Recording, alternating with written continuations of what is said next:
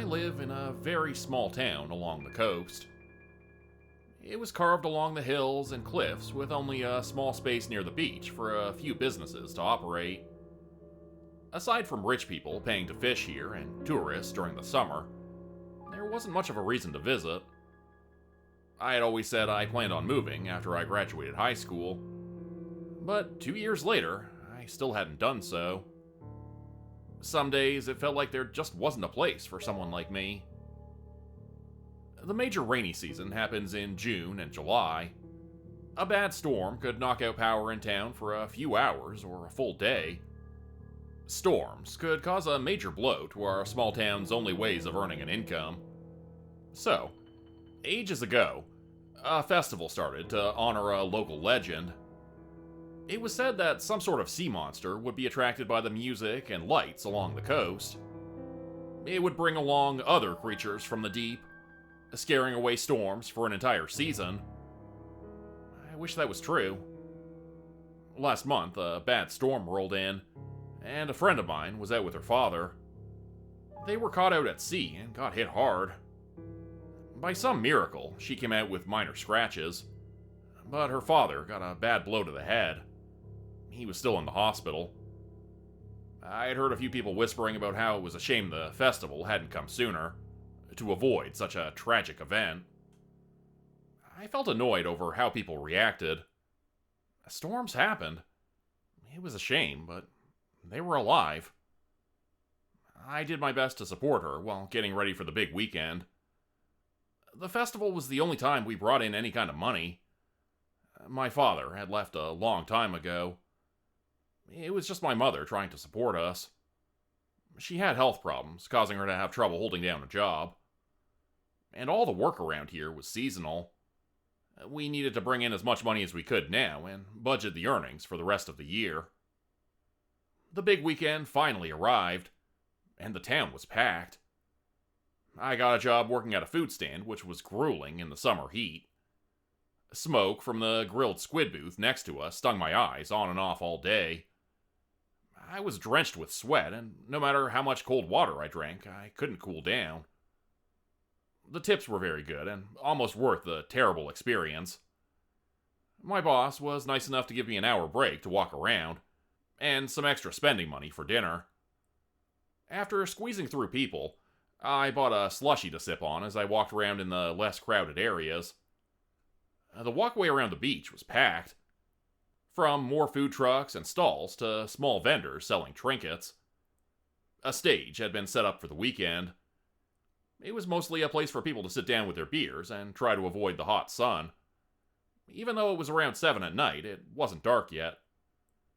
I stopped at the stage to listen to a handful of local acts for a while. They weren't the greatest, but I hung around, not wanting to be back on my feet so soon. Before I went back to work, I planned on seeing my mother. Her and my best friend were running a craft vendor stall. Over the year, my mother would make handmade necklaces and bracelets. Recently, her hands had started acting up. She was lacking stock, so this year she had been driving into the next town over to buy discounted toys in bulk. We washed them, fixed them up, and brought them here to sell. Our house was crowded, but it was a good idea. Only so much could fit inside the car, though. She sent me a text saying she was almost out of the toys and wished I could go back to the house to get more. I didn't have enough time, but I was glad she was doing well. A new act came on stage. I didn't catch the singer's name. He looked over 40 with a guitar in his hand. Nothing else. He didn't appear to be anything special, so I started to move along to go see my mother. But when his performance started, I paused. It was a song I'd heard over 100 times before. My mother loved it, so she played it often when she was crafting. His cover of No Rest for the Wicked was different. His voice was so strong, he almost didn't need the mic. The chattering stopped as people focused their entire attention on this newcomer. I took out my phone to record a few seconds to show my mother. I would need to look up his name later for her. Unfortunately, I didn't have time to stay and listen. So far, he was the best live singer I'd ever heard. What was he doing in a place like this? I carried on using the rest of my break, taking over my mother's booth so she could get something to eat. Normally she packed a meal, but I figured buying an overpriced snack would be a nice treat after working all day. I talked with my best friend to see how her father was doing. He still needed some time to recover. I felt guilty that she was here instead of spending time with him. "What are you doing after this?" Tessa asked while my mother was still gone. "Having a shower, then going to bed," I told her, hating how sticky I felt from the heat. "Do you want to watch the fireworks at our spot when you're off work?" I debated on my answer. I really wanted to go home, but I figured I should stick around and hang out with her. She needed a friend right now. Every year, we watched the big fireworks show they held each night at the festival. We had found a pathway that led to the side of a cliff that had a perfect view of the town. And no one else ever came by, so we didn't need to deal with noisy tourists. "Yeah, I'll text you when I get there. I might only see the end of the show," I told her. Tessa was fine with that. I figured she mostly wanted a private spot for us to talk about anything that might be bothering her, instead of watching the fireworks. When my mother came back, I realized I'd overstayed. I needed to rush back through the crowds to get back to work on time. At least it cooled down after the sunset. We made a lot of tips from a bunch of drunks closer to when we were about to close. It was a good first day. My boss let me head out first. He was a local and knew about Tessa and her father. He figured I was going to see her soon and didn't mind if I skipped out on closing duties. Most of the crowd stayed near the beach. I saw a few people hiking up the cliffs looking for better spots to watch the fireworks. None of them saw the opening in the bush to duck off to the perfect spot. One person was close, though. He appeared out of place from the rest of the tourists. He wore a perfectly pressed suit and sunglasses, even though it was dark out. His head turned, and he glanced at where the trail to the cliffside started. For a second, I thought he was going to go that way. But soon he turned away, starting back down the rough brush covering the hillside. I turned my head away for a moment, thinking the whole thing was weird. I sent Tessa a message that I was almost there. I wanted to send her a photo of the weirdo, but when I looked back, he was gone. I arrived late, catching the middle of the show. Tessa was already there, staring off into the sea. A deep red scar on her forearm was clear against her tan skin. She had tried to hide it, but it was too hot today for long sleeves. I was thankful she was still around. I hoped she knew that. "Are you okay?" I asked her after the fireworks died down. "Yeah," she answered with a half-hearted effort. I let her keep speaking, knowing she wouldn't open up to anyone else. "My dad said once he's doing better, he's going to repair the boat and start fishing tours again. No matter how much I begged him not to, he knows we have no other way to make money. I'm not smart enough for college. Aside from fishing, there's not much I can do." I didn't blame her for being scared. She nearly lost her only family. Tessa struggled in school. She had some learning disabilities that made it impossible for her to do simple math. You wouldn't know about her issues until certain things came up. Thankfully, she could use her phone to figure out change so she could help my mother at the table. A lot of places weren't willing to work with her traits, so fishing with her father seemed to be the only career path. I saw a guy in a suit on the way up. I wonder if he's an investor or something, I said hopefully. Carefully, I got a bit closer to the edge to look down at the small town. Countless lights shone with the murmurs of the crowds. "Hey, do you know why the festival started?" Tessa suddenly asked. I glanced over my shoulder at her, not sure why she brought it up. Something about making a big noise and chasing away storms, I think. I shrugged.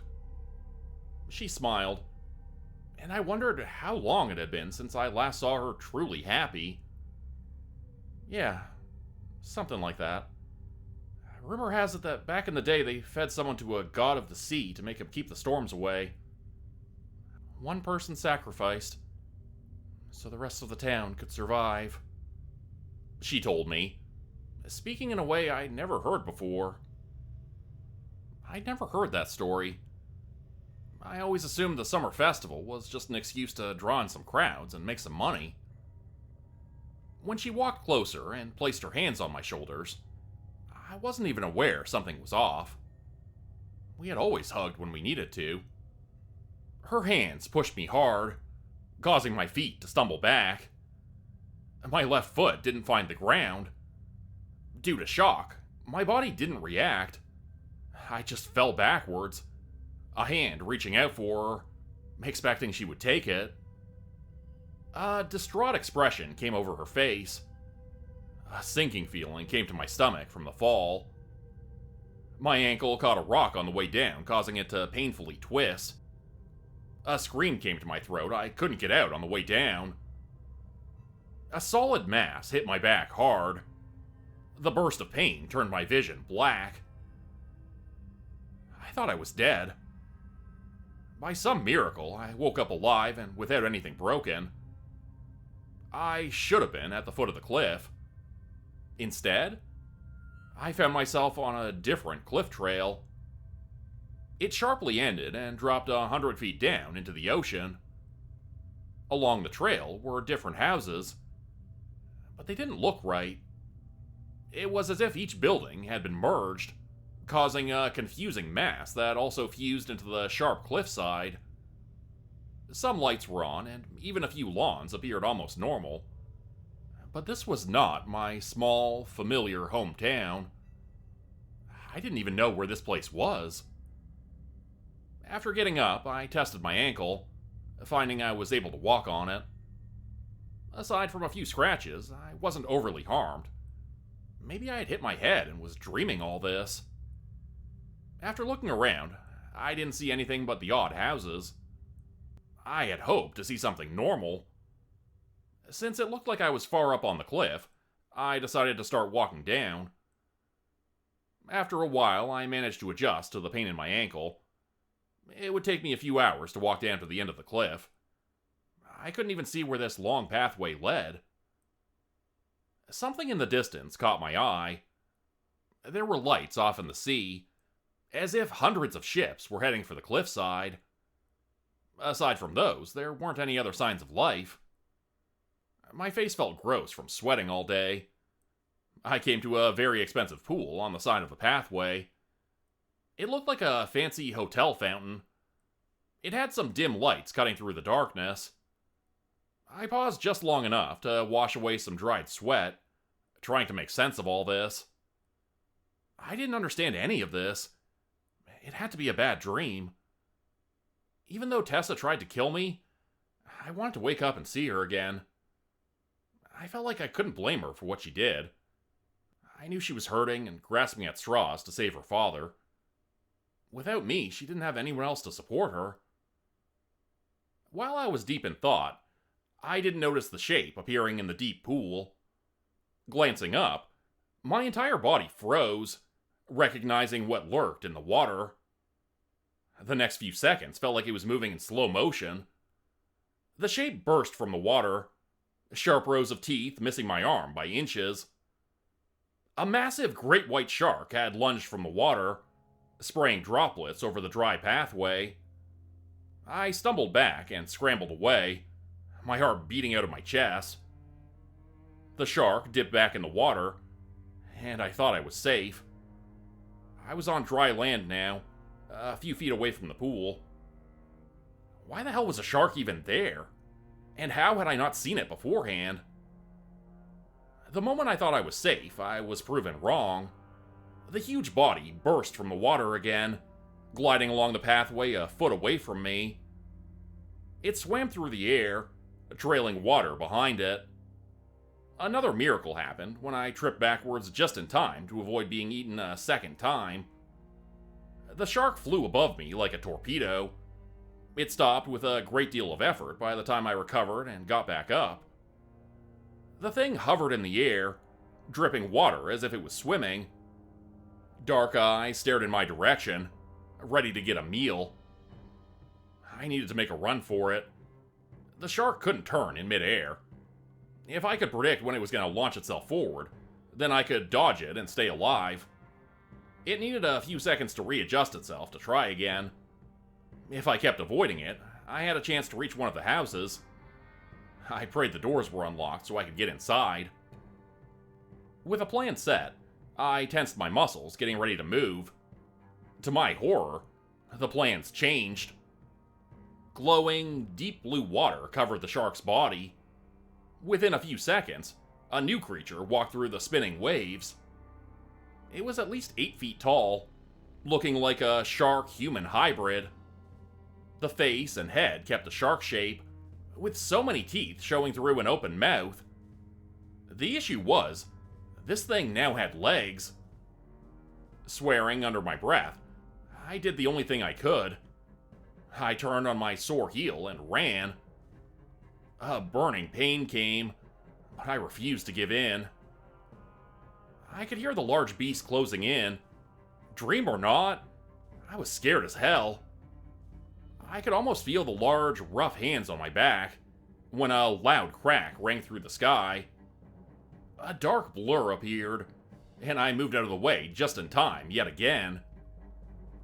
The newcomer charged and landed a powerful kick to the monster's head. The force of it shot the large body to the side and back into the pool it came from. I had no time to recover. The man grabbed my wrist so he could start running again. I couldn't keep up. My feet barely touched the ground.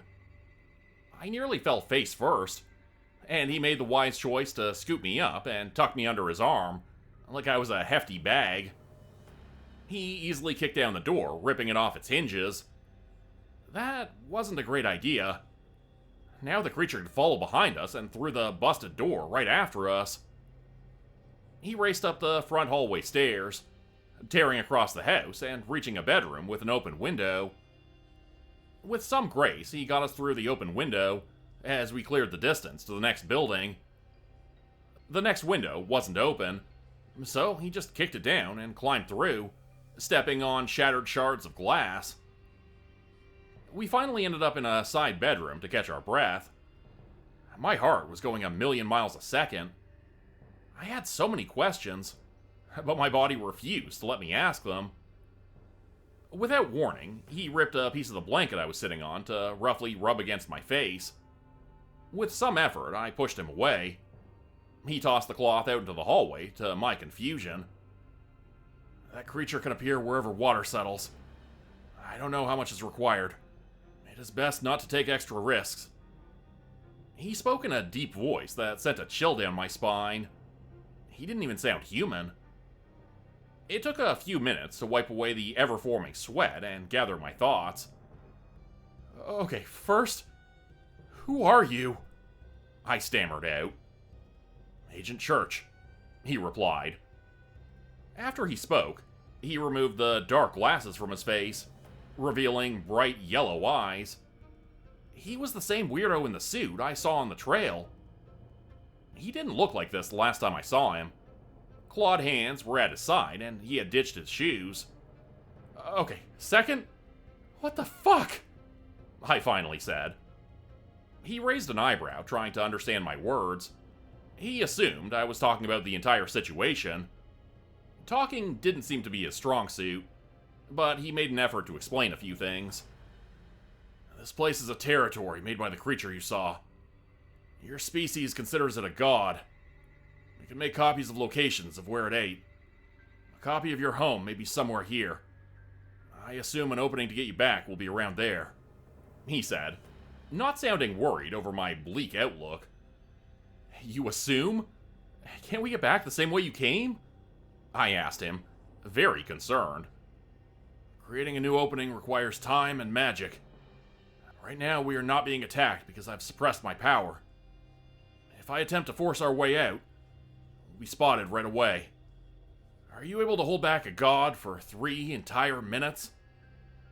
I let out a frustrated sigh and flopped back on the bed, trying to think all of this through. No matter how much I wanted to believe this was a dream, the pain and fear I felt was real. I needed to think of a way to work with Church to get out of here alive. Alright, what's the plan? I asked, not sitting back up. We'll stay here for a short while. The way out will open at midnight when the festival starts. Sitting up, I thought back to the lights out at sea. Were more of these monsters coming here? I took my phone out to see it was dead. I had no idea what time it was. Church pulled out his working phone and flashed the lock screen. The wallpaper was just a basic default photo. It was a bit past 11. We had a lot of time to try and live. As long as that shark didn't try to bother us, we would be fine. But once we left this room, we were in danger.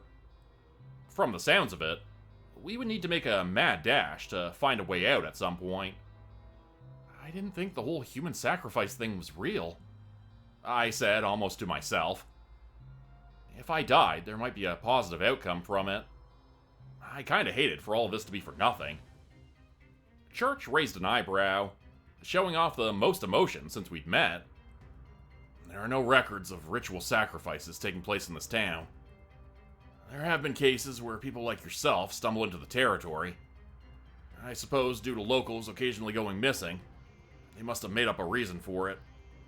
He explained in a very matter-of-fact tone, ignoring my distressed expression. What about the whole gods chasing away the storms rumor? I pressed, hoping at the very least that part was true. Church crossed his arms, deep in thought for a moment. He was putting together some pieces of information I wasn't aware of, to make sense of all the rumors and stories going around this town and festival. This god holds a parade, inviting countless other creatures to join. They all bring meals to share in exchange. The shark we saw will eat everything. Creatures living in the darkest parts of the ocean, to parts of the land creating the cliffs you saw outside, and even storms, he said, and things started to make sense. It was impossible for us to know which came first. The festival that the town held trying to attract the shark god, or the god held a party first that the humans somehow found out about. Since he ate storms while he was here, they were desperate to try and keep him coming back every year. If he found a better place to hold his party, there wasn't anything the town could offer him.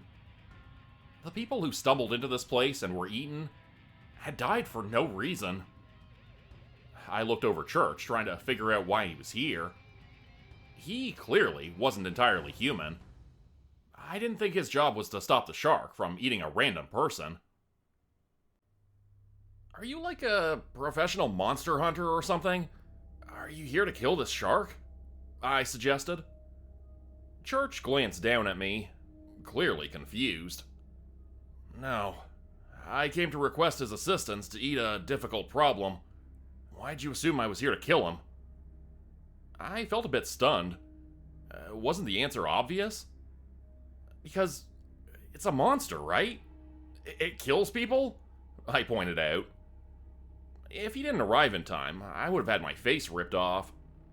If the shark decided to, it could rip through the entire town.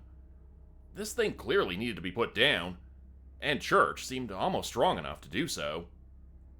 Are you a vegetarian? He asked, throwing off my train of thought. I somewhat knew where he was going with this. A slight anger bubbled up over his words. No, but there's a difference between animals and humans, I pointed out, trying to keep my voice even. In what way? Because they don't speak the same as you? Display the same emotions? Have the same hopes and dreams? You think every human who kills another needs to be hunted and killed? He started, the bright yellow eyes drilling into my skull. I shook my head again, trying to form my thoughts. I hadn't thought too hard on something like this. What if a person killed another in self-defense? What this shark was doing was murder. It was killing for the sake of a meal. Not because it had a good reason. But what I thought may be a good reason to kill may not be acceptable to a different person. When I didn't give an answer, Church went on. I'm required to kill on occasion or else I'll go feral. When I was young, I fought against it. I failed to hold back my nature and killed innocent humans. After I was caught by the corporation, I was given a second chance. Since then, I've saved people like you. Should I be condemned to death due to my past? I kept my mouth shut for the moment, unsure of what to say. I was still alive because of the person in front of me. If he was considered a monster and hunted, everyone he saved wouldn't be here. Did the lives he saved outweigh the ones he'd taken? I don't know. It's complicated, I admitted, unable to meet his eyes. That is a perfectly acceptable answer. He wasn't upset in the slightest from the conversation. It was hard to accept there were creatures out there that were so similar to humans. Objectively, if someone needed to hurt others to be able to live, then they shouldn't be around. I looked at the person in front of me again, deciding the answer wasn't so simple. I think it would change depending on the person you ask. Church might agree that his past sins were an offense he should have died for, if he didn't get the second chance to save people. His phone went off as a message came in, then the screen turned black. My partner was able to ensure a way out. We just need to reach it, Church said, ready to get back to the present issue. What's your name? He asked, and I realized I hadn't introduced myself yet. Cole, I nodded. His expression grew stern, and it was as if his entire presence took over the room. What he was going to say next was the most important thing he could say, and he wanted to ensure I was paying attention. I'm without my partner. He's the only one who can stabilize my emotions while I fight.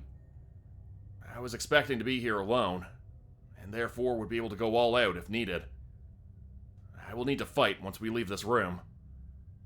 Cole, your job is to run. Run as fast and hard as you can. It's the only chance you have of getting back home. The words sank in deep, settling hard in my stomach. I understood there was now a chance I needed to deal with a feral church and the shark god. I nodded, bracing myself for what was going to come. He knew I was ready. We needed to leave. I couldn't stay here and risk missing our opening. He wasn't able to send a message to his partner on the outside. He was unaware a human was trapped here. No help was coming. I was responsible for my own life. Even if I wanted to curl up and try to wait things out in a safe room, we were forced to leave. An explosion of sound came from a room nearby. Water burst from the bathroom at the end of the hallway, flooding the pathway within seconds. The shark monster crashed through the closed door, his body shifting to something leaner than the last time we saw it. Water poured along at our feet. I felt a strong hand grab my jean waistband. Church lifted me on his shoulder, his legs instantly shifting to a pair of thick, dark claws. His dress pants shifted above them, disappearing at his knees so his animal-like legs could freely move. A burst of strength came from his soles, pressing down so hard on the floor it ripped apart. His body exploded into the bedroom wall, his free shoulder smashing through like a battering ram. We tore through the building.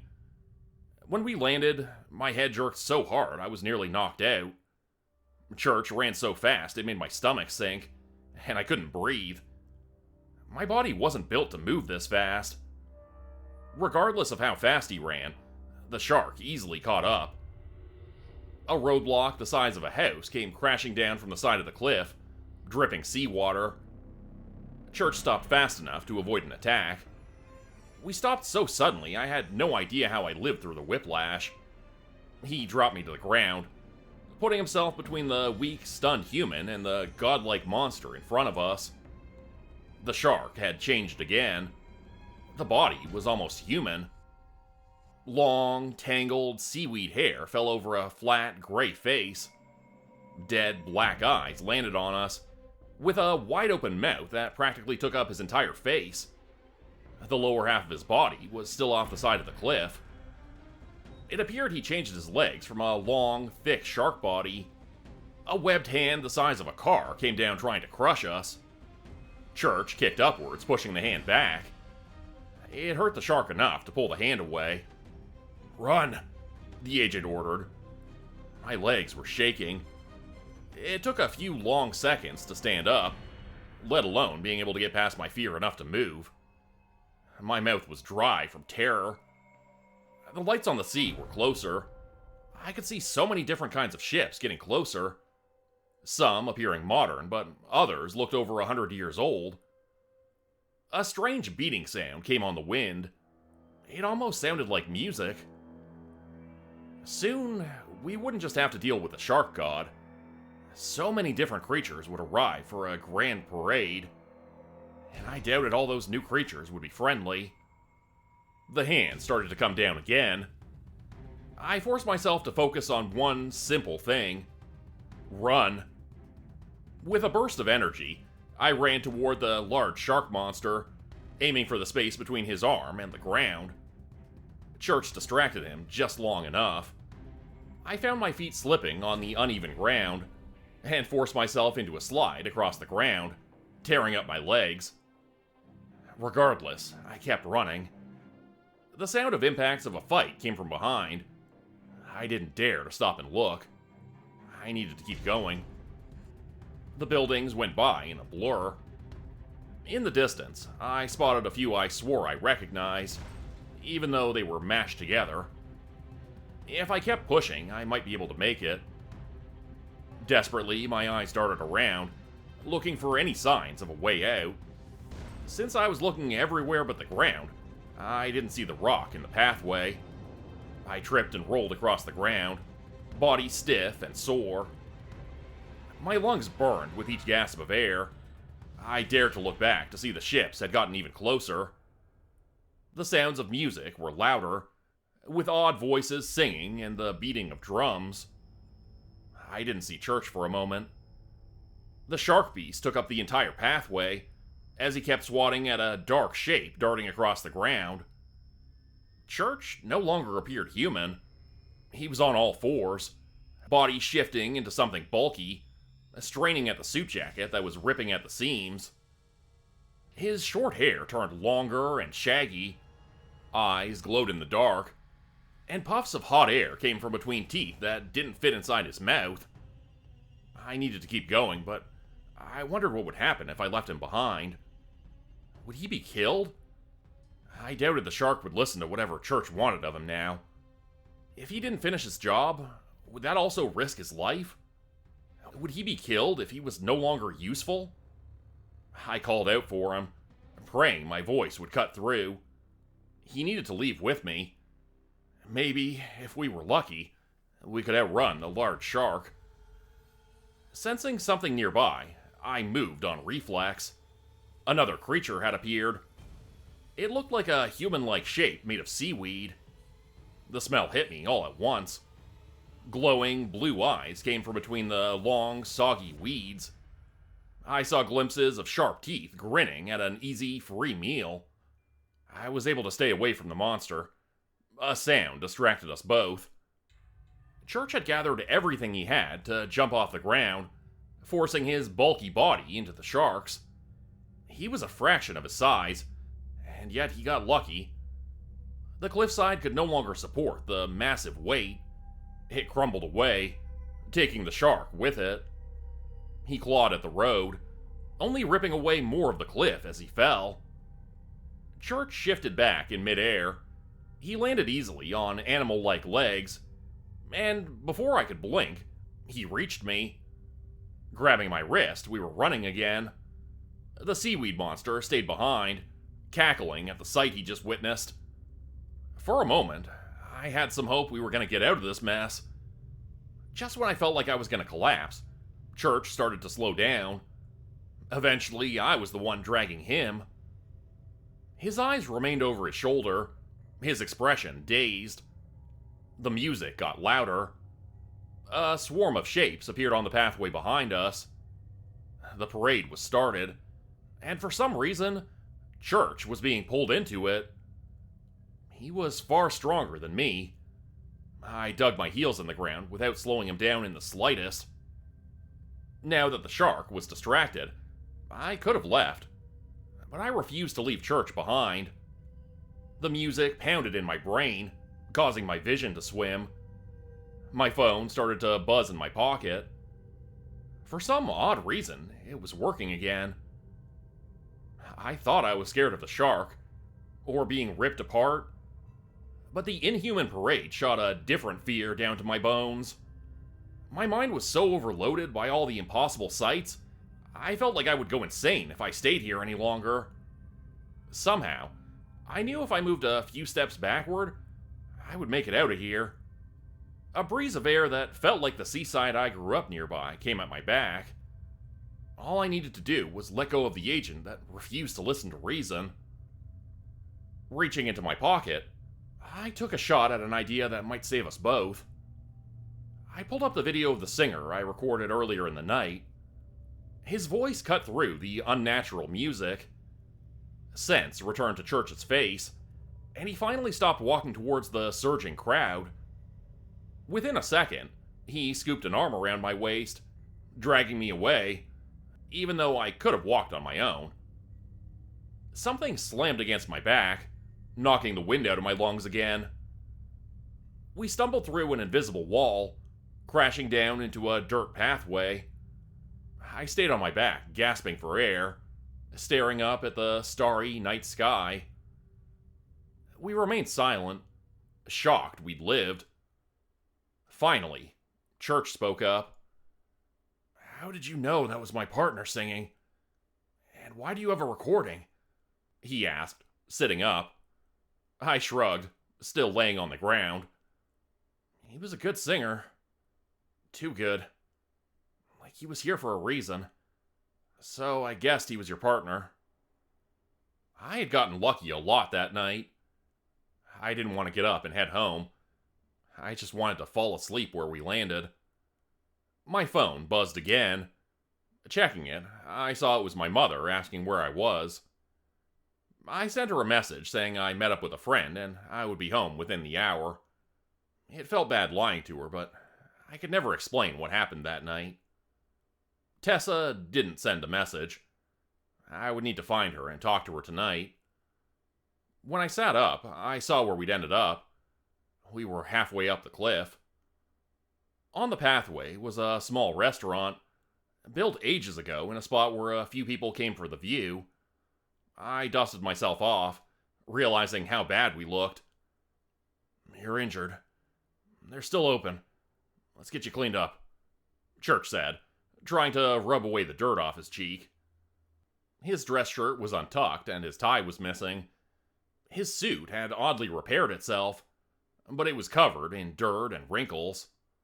He was still missing his shoes, and I wondered if they would even serve us. The owner was at the counter arranging the condiments. He was an older man I often saw around town, but never spoke with. His stern face always kept me away from a conversation. He glanced up without a change in expression. "Petra, get 2 meals and a damp cloth," he said over his shoulder. A younger woman, who appeared to be his daughter, peeked out from the kitchen window. She looked shocked over our appearance. She quickly brought out what was asked for. "I don't have any money on me," I admitted, feeling my face turn slightly red. I was starving from everything that happened, but I didn't want to ask Church to cover my meal. "Don't worry about it. Young people need to eat," the older man commented with a stiff nod. We were both embarrassed, but couldn't refuse such an offer. We sat at the counter, thanking him. I gratefully accepted a cloth to clean my hands before I got to eating. A sandwich loaded with cubes of meat and an odd red sauce was on a plate with a pile of fries next to it. The older man set down 2 large mugs of beer with our meal. "Dad, don't make them drink," Petra said sternly. "They need this. Can you get started on more orders? Another guest is on the way." She let out a long sigh and gave his shoulder a soft punch. He barely reacted. I didn't drink often, but the man was right. I did need it that night. Halfway through the meal, things started to feel almost normal again. Church went along with all of it and finished his food faster than I did. Another sandwich was placed in front of him. He was mid-bite when another person came inside. A man with a wide smile and gray hair walked through the open door. Dark eyes, nearly black, landed on us. I choked on my drink, aware of who this person was. He was dressed in a tank top and yoga pants. His bare arms were still slightly scuffed up from falling off the cliff. "Oh, hi, you two," he greeted us in a friendly voice, as if he hadn't tried to kill us a few minutes beforehand. Church froze, sandwich in hand, staring at the man who sat next to him. "5 orders of your finest selections, Mr. Volkov," he cheerfully said. The older man didn't match his energy. I felt myself starting to sweat. I had been enjoying my food until this threat showed up. I never would have thought the shark would follow us. "You're getting scraps this year because you traumatized this pair," the man said, sounding serious. The shark, wearing a human face, made a fuss. He was forced to make a very weak apology before he was able to eat. He started to shove food into his mouth. It took him less than a minute to finish a pile of fries. "You're not gonna eat us, right?" I half whispered, not knowing if the restaurant owner knew what this person really was. "You want me to? Are you into that kind of stuff?" The shark grinned. Mr. Volkov picked up the plate of food and held it away until there was another apology. Somehow, he was well aware of what kind of monster hid behind the mask, and yet they were still on good terms. The daughter was still in the kitchen, trying to keep up with the shark's appetite. "You do know what he is, right?" I spoke up in shock. The owner nodded while cleaning a glass, not fazed by the question. "What? A monster? Is that what you wanted to say?" the god mocked. Thankfully, Church was between us. The smile was still on the shark's face, but it appeared darker than before. If we were alone, I doubted he would have held back. "Have you ever heard of shark fin soup?" he commented, words heavy with unsaid meaning. I looked away, unable to defend myself. It was like the conversation Church and I had had. In my eyes, this shark was dangerous. He killed people. But humans killed his kind by thousands for something that didn't even matter. "No more of that. Eat your meal, boys," Volkov said, in a stern tone that got us all in order. It was a weird feeling eating next to a person who tried to kill me and the person who saved my life. A clear truce had been made while we were eating. Some silence came over the room, but it didn't last long. The shark brightened up and wasn't able to hold a grudge. "You're an agent, right? I can understand why that nerd stumbled into my place, but an agent should know better. Did you just want to play around?" I was a bit offended by the comment, then felt a surge of horror that this man considered what happened was simply playing around. If he had been serious, we wouldn't have gotten out in one piece. "No. We wanted to contact you for a request. The corporation would like you to eat something." Church answered back very carefully, expecting to be turned down. He had dragged an easy meal away and attacked him just a short while ago. "Oh yeah, for sure. No problem." That was it. I felt a bit stunned, but decided to accept it. They made an arrangement for them to contact each other at a different time. The shark wanted to talk with Volkov about what they did over the year. Then he needed to go back to deal with the wrap-up duties of the party. He admitted that over time, the parade had gotten too large and overwhelming. He started ducking out a few years before, and found this restaurant. Soon, a tradition started of them sharing a meal. It seemed like the shark enjoyed talking about his lifestyle as the older man listened. I had no idea a god had been visiting our small town since I was young. Another person arrived when Church finished his meal. The singer peeked inside, spotting his partner. For a moment, the stoic agent appeared almost embarrassed at getting caught relaxing. The other man smiled, not upset at all. Volkov handed over a boxed up meal for them and asked them to come back next year. I almost felt guilty for not paying. I saw how much time had passed, and I knew I needed to head out, so I wouldn't make my mother worry. I wanted to get the agent's contact information. He only gave me an email to contact him, though, in case something else odd happened. Church hoped we never needed to meet again, but his partner was considering them coming back just to enjoy the festival next year. See you later, little bacon bites, the shark called after us as we walked out the front door. I heard a sharp slap land upside his head. It was a little satisfying. He got a small bit of punishment for his actions that night. We split up as I took the other side of the trail, heading back home. Along the way, I stopped near the trail opening, debating if I should call Tessa. I didn't even know what to tell her. While I was deep in thought, a flashlight beam blinded my eyes. When they adjusted, I saw Tessa with the police chief beside her. Her exposed knees were scratched up and clothing dirty. Her face was pale, as if she was looking at a ghost. Oh, thank God. Tessa said you fell off a cliff, but she didn't see your body. The chief sighed, glad he wasn't dealing with the worst outcome. Right. I slipped. I got lucky, got caught up in the branches. I wanted to text her, but my phone died. I lied, praying they wouldn't notice how I cleaned up a little. I stopped by the restaurant for a charger. I'm fine. So, could you not tell my mother about this? I don't want to stress her out. The chief agreed and started to guide us back down the hill. Tessa wasn't able to talk about what she did with another person with us.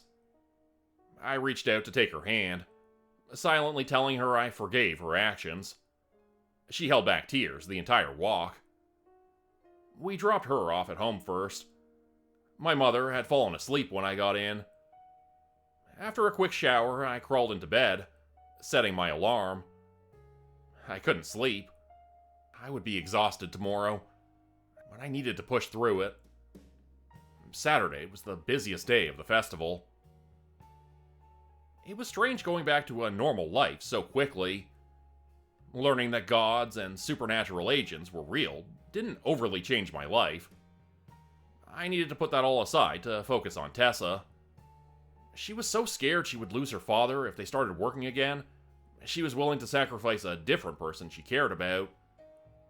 I wasn't sure what I could do for her, or how to fix any of this. Even after she tried to kill me, we were still best friends. I was willing to do whatever I could to help. Dealing with a shark god felt almost easy compared to this, but I thought it would be worth it. Become a channel member today for early access, bonus videos, and special emojis only available to members. Check out the description below or click the join button for more info. If you'd like another way to help support the channel, please consider joining my Patreon page at patreon.com/Jordan Group Horror. As a patron, you'll get access to bonus videos and content.